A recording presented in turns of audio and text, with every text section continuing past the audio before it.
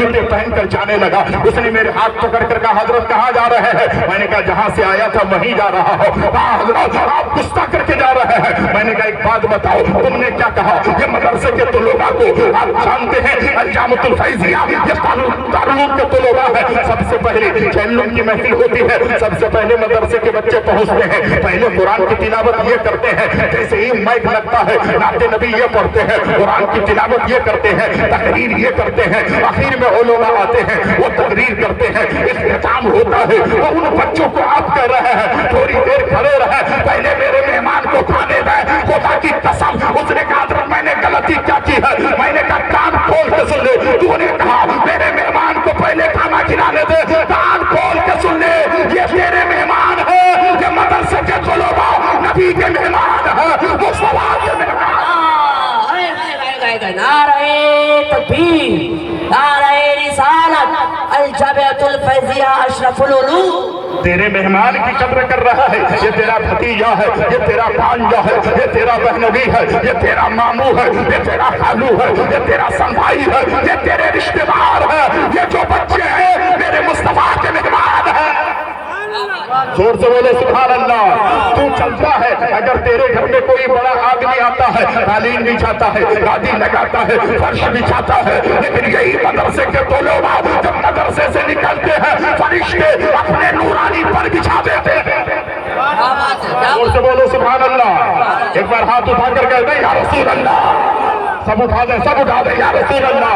حضرت آپ بھی اٹھا سکتے ہیں یا رسول اللہ. اس لیے قرض و غارت سے نہیں, آپ بڑے اکابر علماء ہیں, لیکن آج جب ہمارے لوگ اسٹیج میں بیٹھنے والے اٹھاتے ہیں تو لوگ سمجھتے ہیں یہ صداقت کی بات ہو رہی ہے, حق بات ہو رہی ہے. اور خدا کی قسم حق بات کسی کے سامنے جو ہے چھپ کر نہیں کہی جاتی ہے, حق بات علن اعلان کیا جاتا ہے, حق بات پیش کر دی جاتی ہے. آپ ذرا دیکھیں, آپ تعلیم بھی چاہتے ہیں, اگر مصطفیٰ کے وارث جاتے ہیں, مصطفیٰ کے مہمان جاتے ہیں تو نورانی پر اپنا جو ہے فرشتے نورانی پر بچھا دیتے ہیں. اب ذرا غور سے سنیے گا کہ علماء کرام کی قدر آپ نہیں کرتے ہیں, عزت آپ نہیں کرتے ہیں, ان کی ضرورت ہر جگہ ہے, لیکن آپ تعظیم نہیں کرتے ہیں. یاد رکھیے گا, تم تعظیم کرو نہ کرو, تم عزت کرو نہ کرو, لیکن یہ رسول پاک کے وارث ہے. العلماء ورثۃ الانبیاء, عالم نبی کے وارث ہے. مصطفیٰ جان رحمت نے کسی امیر کو وارث نہیں کہا ہے. نبی نے اگر وارث کہا ہے تو نبی کے امت کے علماء کو اپنا وارث کہا ہے. اور دوسری بات سن لیجیے, بڑی محبت کی بات یاد آ گئی ہے. اللہ اکبر. سوراخوں میں رہنے والی چوٹیاں ان علماء کے لیے دعا کرتے ہیں. زور سے بولو سبحان اللہ. مدینے کی بات ہو رہی تھی, ایک شخص نے مجھ سے کہا اچھا مدینے کی بات کرتے ہو؟ میں نے کہا ہاں, مدینہ تو اتنی دور ہے لیکن کیوں بات کرتے ہو؟ اگر مدینہ قریب نہیں ہے تو تمہاری آواز جاتی ہے. میں نے کہا یاد عقل کے تو اندھا ہے, تو سمجھتا نہیں ہے. جس کے دل میں نہیں عظمت مصطفیٰ اس کے تسبیح ہلانے سے کیا فائدہ؟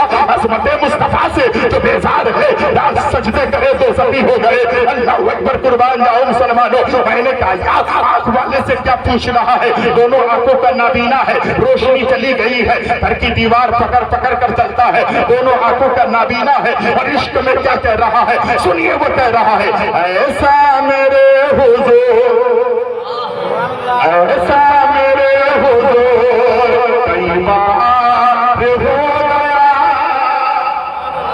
ایسا میرے حضور کئی بار ہو گیا.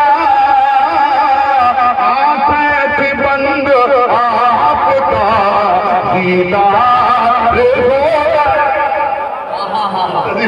آنکھیں تھی بند آپ کا دیدار ہو گیا. یہ علماء ہے, میرے نبی نے نہیں فرمایا الناس کلہم موتى الا العالمون. آقا نے فرمایا ساری دنیا کے لوگ مردے ہیں. صحابہ تھے, صحابہ بریانی کھانے والے آپ کے اور ہمارے طرح مجنون نہیں تھے. یہ صحابہ تھے, یہ صحابہ عشق رسول میں سرشار ہوتے تھے. صحابہ نے عرض کیا یا نبی اللہ, کیا کھانے والا مردہ ہے, سونے والا مردہ ہے, دیکھنے والا مردہ ہے, جاگنے والا مردہ ہے, پہننے والا مردہ ہے, شادی بیاہ کرنے والا مردہ ہے, کاروبار کرنے والا مردہ ہے, رشتہ داری رکھنے والا مردہ ہے, جو ہے ایک جگہ سے دوسری جگہ جانے والا مردہ ہے. آقا نے فرمایا ہاں ہاں وہ مردہ ہے. یا رسول اللہ, اگر وہ مردہ ہے تو زندہ کون ہے؟ آقا نے فرمایا الناس کلہم موتى الا العالمون. ساری دنیا کے لوگ مردے ہیں, زندہ لوگ ہیں.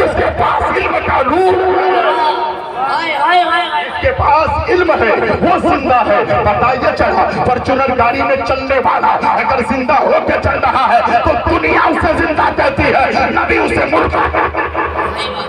پتہ کیا چلا؟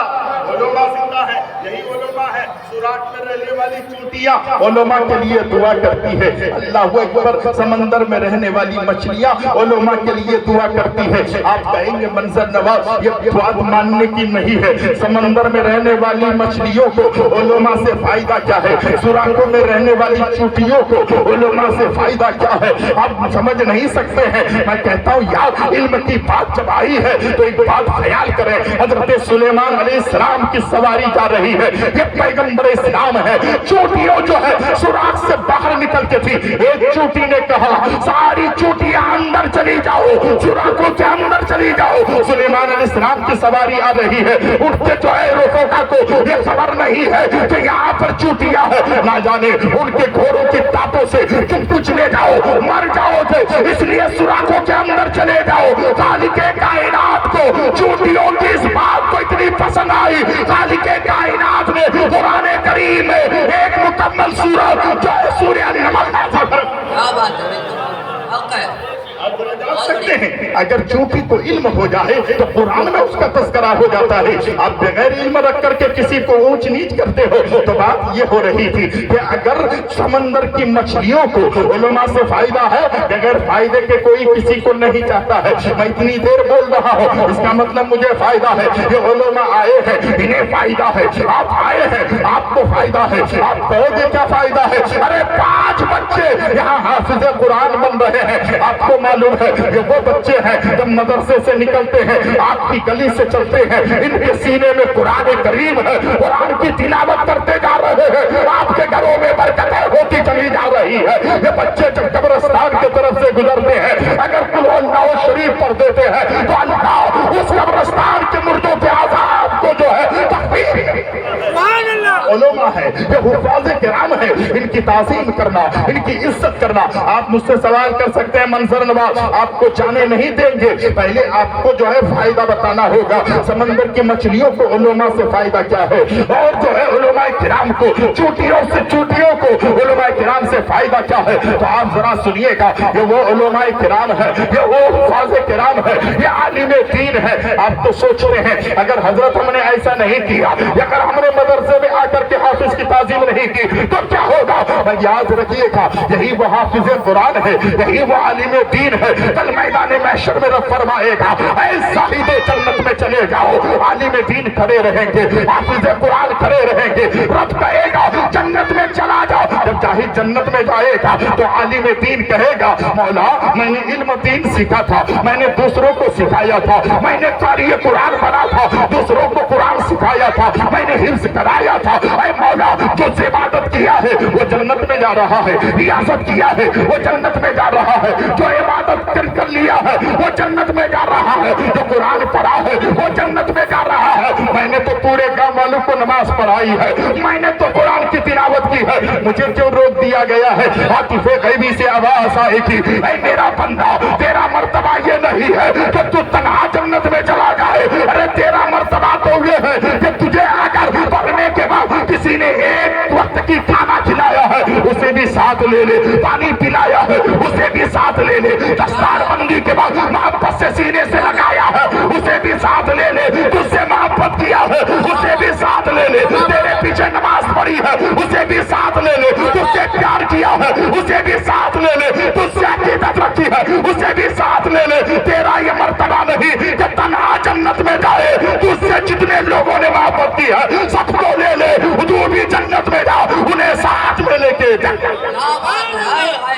نعرہ تکبیر, نعرہ رسالت, شہنشاہ کونین کانفرنس و جشن دستار بندی. اب ایسا لگ رہا ہے کہ مارکیٹ میں گھومنے والے یہ صرف دیکھنے کے لیے آئے تھے. جلسہ کتنا اچھا ہو رہا ہے, مولانا کی جو ہے پگڑی کتنی اچھی ہے, امامہ کتنا اچھا ہے, شاہی بھائی کا چہرہ کتنا اچھا ہے, مفتی صاحب کا چہرہ کتنا اچھا ہے. تمہیں سمجھ میں نہیں آتی ہے, اپنے گھر کو چھوڑ کر آتے ہو, اپنے مکان کو چھوڑ کر آتے ہو. جو قوم اپنی مقصد کو بھول جاتی ہے وہ قوم جو ہے دنیا کے ہر کونے میں وہ ذلیل و خوار ہو جاتا ہے. ریلوے